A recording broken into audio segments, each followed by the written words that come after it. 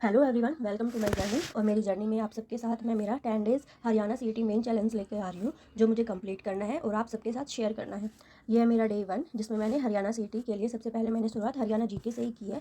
और हरियाणा जीके के लिए मैंने संदीप सर को फॉलो किया है। ये जो पीडीएफ है ना, ये भी संदीप सर की है। ये पीडीएफ सर ने हरियाणा सीईटी का जब प्री हुआ था ना, तो उसमें प्रोवाइड कराई थी। तो मैं उसी से ही, जो स्टेट है ना, उसी से ही रिविज़न कर रही हूँ। तो आज मैंने भिवानी जिला है उसको उठाया है। और जो ये भिवानी जिला है ना, ये काफ़ी बड़ा है, तो इसमें मैंने इसको 2 पार्ट में डिवाइड करके पढ़ रही हूँ। आधा आज किया है और आधा कल करूँगी। तो चलो, मैं आपसे एक क्वेश्चन पूछती हूँ, आप सब बताना। हरियाणा का पहला ज़िला कौन सा बना था और कब बना था? मतलब जो हरियाणा का सबसे पुराना ज़िला है ना, वो कौन सा था, बना था और कब बना था? ये आपको कमेंट में आंसर करके ज़रूर बताना है। और जो हमारा भिवानी है, वो गठन के बाद 1972 में बना ही था सबसे पहला ज़िला।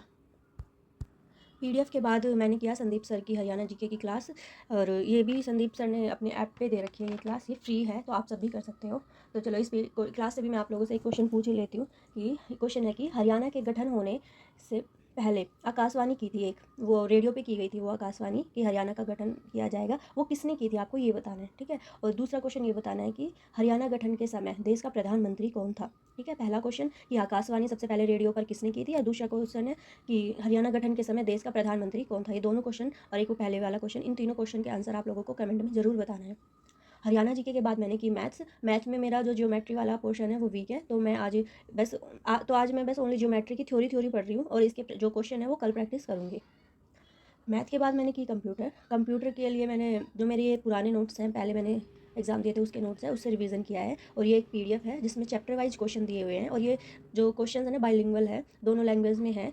तो सबसे अच्छी बात तो यही है कि दोनों लैंग्वेज में है। और जो ये क्वेश्चन है ना, सारे प्रीवियस ईयर बेस्ड है और चैप्टर वाइज है। तो आज मैंने इंट्रोडक्शन चैप्टर के 33 क्वेश्चन किए हैं इसमें से। और इसका फर्स्ट चैप्टर तो इंट्रोडक्शन है, जिसमें 33 क्वेश्चन है, और जो सेकंड चैप्टर है ना, वो है कंपोनेंट है ऑफ कंप्यूटर।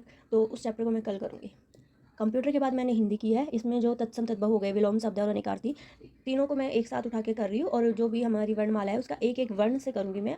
तो आज मैंने कै वर्ण के सभी शब्द है ना, जितने भी शब्द है, उनको उनके अर्थ के साथ किया है, ताकि जब मैं पर्यायवाची करूँ ना, उनको मुझे याद रखने में कोई प्रॉब्लम नहीं आई। ताकि ये पर्यायवाची है ना, याद रखने में बहुत ज़्यादा कन्फ्यूजन होती है। अगर हमें सभी वर्ड्स का मीनिंग पता होगा ना, तो हमें पर्यायवाची भी लगभग याद ही रहेंगे। हिंदी के बाद मैंने की इंग्लिश में मैंने नरेशन का टॉपिक किया है। और आज नरेशन की ओनली थ्योरी कर रही हूँ। और जो इसके क्वेश्चन है प्रैक्टिस, उसके बाद नेक्स्ट डे कल करूँगी मैं। कोई भी टॉपिक करो किसी भी सब्जेक्ट का, उस टॉपिक को ना कम से कम हमें 2 या 3 दिन तो देने ही चाहिए। एक दिन थ्योरी, एक या 2 दिन प्रैक्टिस करनी चाहिए, ताकि उसमें अच्छे से हमें याद हो जाए। इंग्लिश में मैंने वॉइस और नरेशन, सबसे जो इंग्लिश है ना, उसमें वॉइस और नरेशन सबसे ईजी टॉपिक है। तो कोई भी एग्ज़ाम हो, उसमें जो वॉइस है और नरेशन है, वो दोनों टॉपिक पक्का मिलते ही हैं। इसलिए अगर आपको भी इंग्लिश में लगता है कि वीक है और आप भी नंबर लेना चाहते हो, तो आप जैसे वॉइस, नरेशन, वोकैब हो गई, वोकैब लर्न कर सकते हैं। और phrasal verbs, one word substitution, यहाँ से 6 से 7 नंबर हमारे आराम से बन सकते हैं। तो अगर आप सभी को भी मेरी हरियाणा सीटी की स्ट्रैटेजी जो मैं आप लोगों के साथ शेयर कर रही हूँ, अगर आप लोगों को भी अच्छी लगी हो, तो प्लीज़ इस वीडियो को लाइक शेयर करना, और कमेंट में जो मैंने आंसर क्वेश्चन दिए थे उनके आंसर ज़रूर बताना, और मेरे चैनल को सब्सक्राइब भी कर देना याद से। और अगर आप लोग कोई सलाह देना चाहो कि ये करना चाहिए, वो नहीं करना चाहिए, तो आप लोग वो भी बता सकते हो।